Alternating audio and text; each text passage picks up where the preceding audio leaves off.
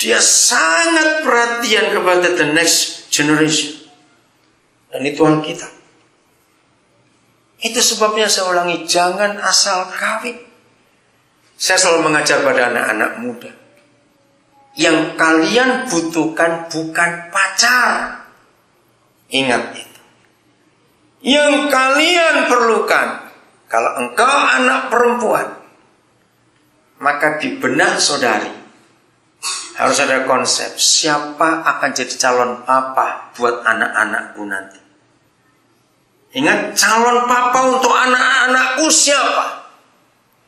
Dan kalau engkau laki-laki, maka di benakmu juga harus engkau masukkan, siapa jadi calon mama buat anak-anakku nanti. Karena kalau saudara, yang kau cari adalah calon papa untuk anak-anakmu dan calon mama untuk anak-anakmu, dengarkan, pasti engkau gak akan memperkosa calon mama untuk anak-anakmu sendiri. Ngerti kata ini? Mengapa ada free sex dalam pacaran? Karena konsep yang salah.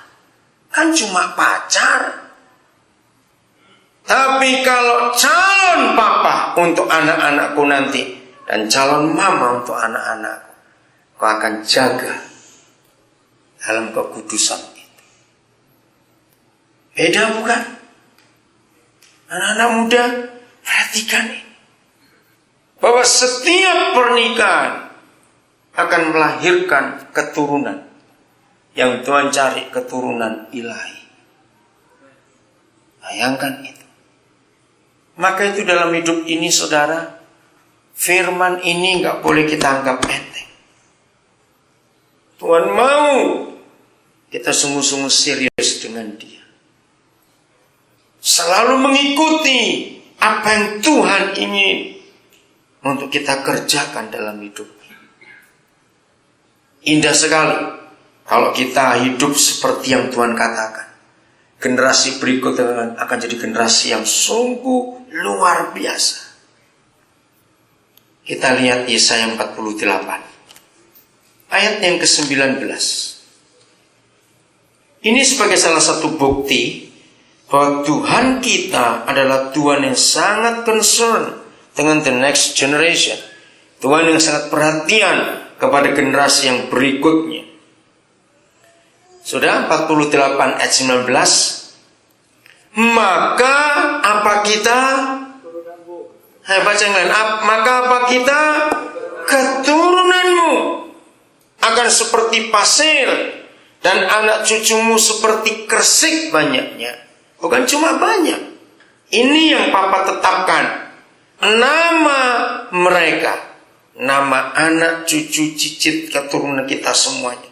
Nama mereka tidak akan dilenyapkan atau ditiadakan dari hadapanku. Katakan amin. Kalau sampai pencipta alam semesta memberi sebuah jaminan bahwa semua keturunan kita namanya dipelihara dan gak akan dilenyapkan, gak akan ditiadakan di hadapan Tuhan. Saudara, inilah yang hebat sekali. Bagaimana caranya supaya itu terjadi? Lihat mulai ayat 17. Mulai ayat 17 kita melihat ini. Beginilah firman Yahweh penebusmu, yang Maha Kudus Tuhan Israel. Akulah Yahweh Tuhanmu, yang mengajar engkau tentang apa yang memberi faedah, yang menuntun engkau di jalan yang harus kau tempuh. Ayat 18. Sekiranya engkau memperhatikan perintah-perintahku, maka damai sejahteramu akan seperti sungai yang tidak pernah kering, dan kebahagiaanmu akan terus berlimpah seperti gelombang-gelombang laut yang tidak pernah berhenti. Maka keturunanmu. Nah, jadi ada syaratnya. Syaratnya sejak masih muda sampai menikah, sampai jadi papa mama, hidup kita selalu mengikuti perintah dan aturan Tuhan. Amin kan? Kalau sejak masih muda Masih remaja, masih muda, masuk pernikahan, sampai jadi papa mama. Ayat 17, ayat 18, Yesaya 48, kita lakukan. Maka semua keturunan kita akan jadi orang-orang hebat. Tuhan menjamin itu. Jadi papa mama, bagaimana hidup kita di hadapan Tuhan, seperti itu anak-anak kita akan mengikuti. Penting sekali. Kalau kita, saudara, tidak memperhatikan ini, maka kita hanya asal punya anak saja, tapi anak-anak kita nggak tahu mau jadi apa. Perhatikan baik-baik. Ada perbedaan yang sangat besar antara anak orang dengan anak binatang. Ya, perhatikan. Ada perbedaan yang besar sekali antara anak orang dan anak binatang.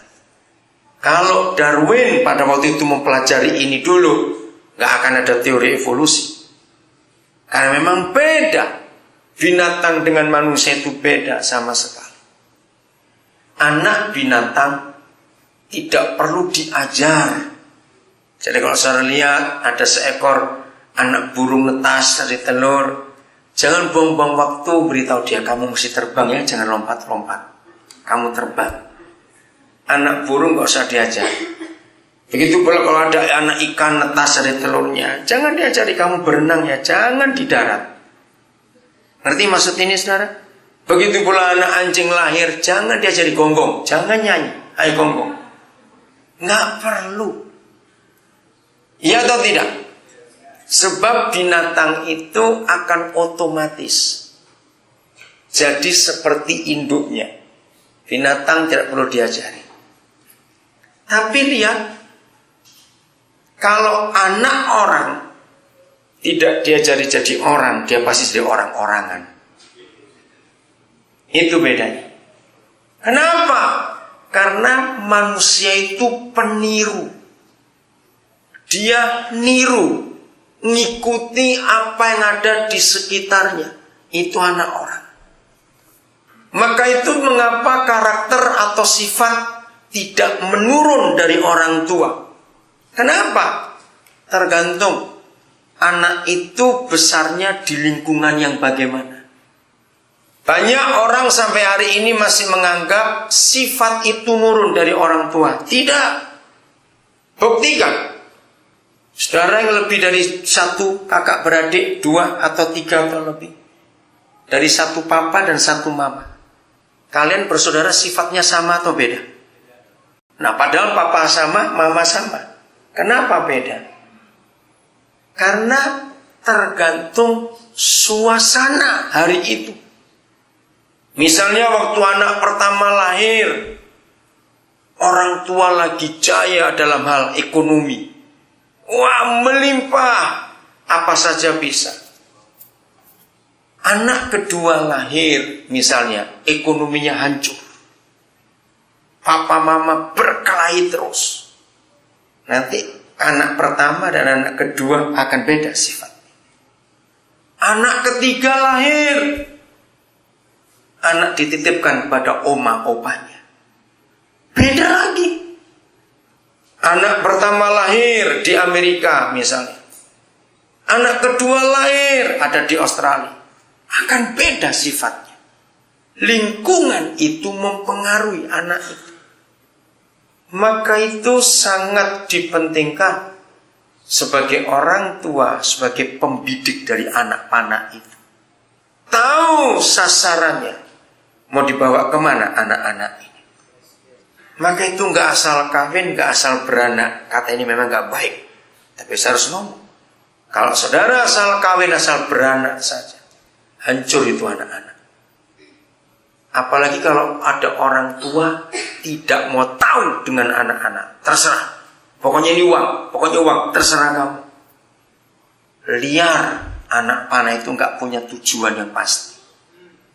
Maka itu saya ulangi, menjadi tua itu otomatis. Menjadi orang tua itu lain cerita. Siapa pengaruh kita? Orang tua.